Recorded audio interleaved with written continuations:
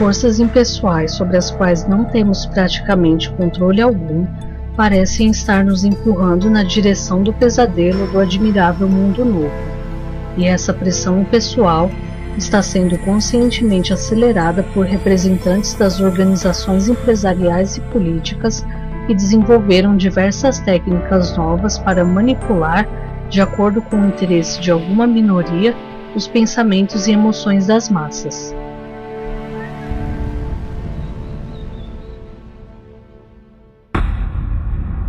As 10 estratégias de manipulação das massas de Noam Chomsky.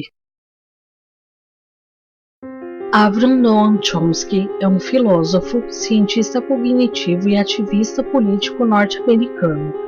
Ele elaborou uma lista das 10 mais comuns e eficazes estratégias para manipular a população. Vamos conhecê-las. Estratégia da distração.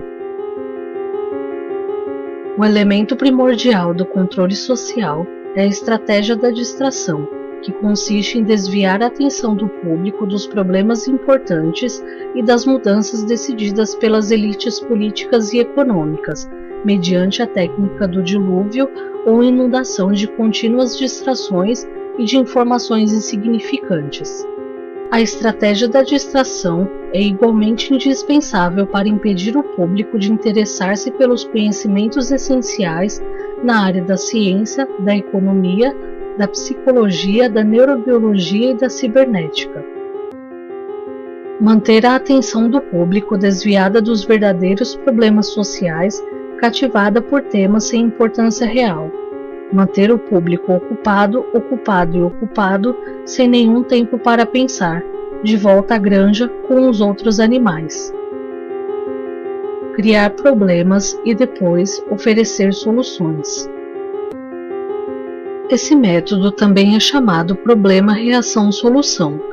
Cria-se um problema, uma situação prevista para causar certa reação no público, a fim de que esse seja o mandante das medidas que se deseja fazer aceitar.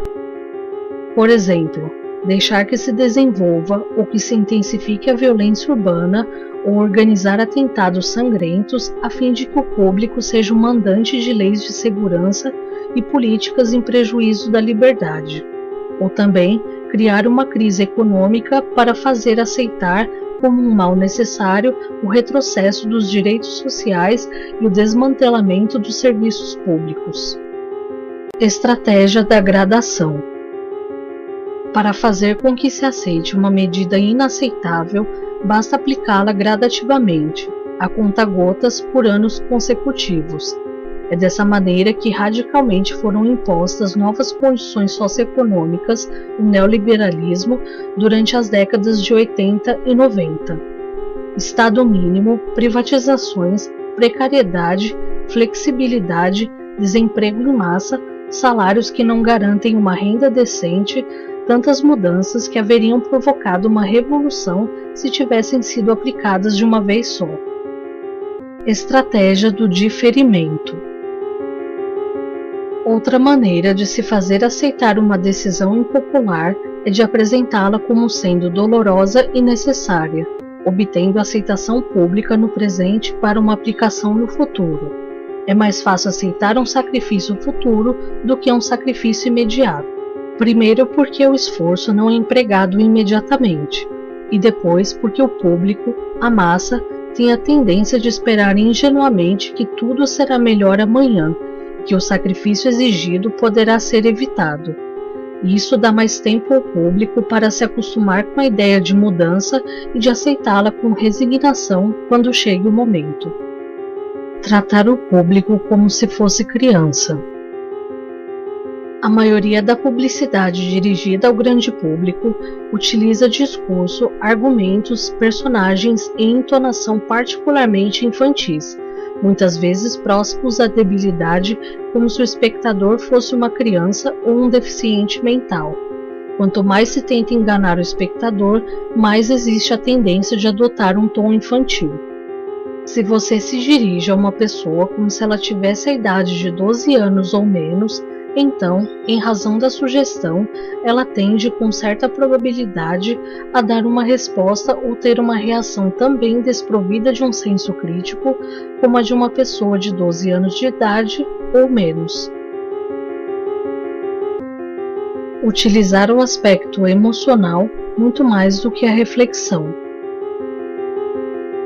Usar do aspecto emocional é uma técnica clássica para causar um curto-circuito na análise racional e, por fim, ao senso crítico dos indivíduos.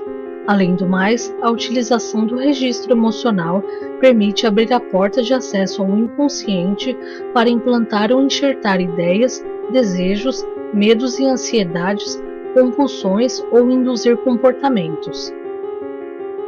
Manter o público na ignorância e na mediocridade. Fazer com que o público seja incapaz de compreender as tecnologias e os métodos utilizados para controlar e escravizar.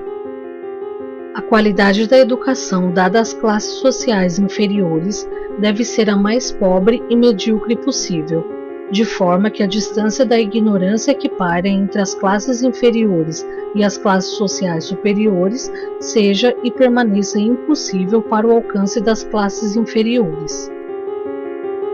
Estimular o público a ser complacente com a mediocridade. Estimular o público a acreditar que é moda o fato de ser estúpido, vulgar e inculto. Fortalecer a culpa. Fazer um indivíduo acreditar que é somente ele o culpado pela sua própria desgraça, por causa da insuficiência de sua inteligência, de suas capacidades ou de seus esforços. Assim, ao invés de rebelar-se contra o sistema econômico, o indivíduo se desvalida e se culpa, o que gera um estado depressivo do qual um de seus efeitos é a inibição da sua ação. E sem ação, não há revolução. Conhecer melhor os indivíduos do que eles se conhecem. No transcorrer dos últimos 50 anos, os avanços acelerados da ciência têm gerado uma crescente brecha entre os conhecimentos do público e aqueles possuídos e utilizados pelas elites dominantes.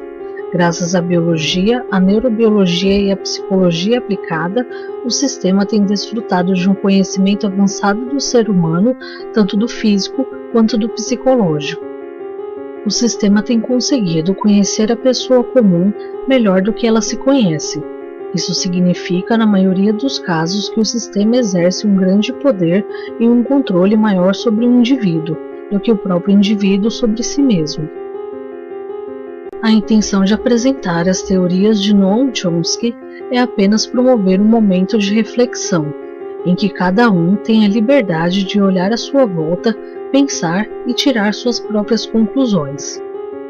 Esse pequeno documentário iniciou-se com um trecho do livro Regresso ao Admirável Mundo Novo, de Aldous Huxley, pois devo concluí-lo com uma frase de outro célebre escritor, George Orwell, que em 1948 concluiu o livro 1984. Numa época de mentiras universais, dizer a verdade é um ato revolucionário.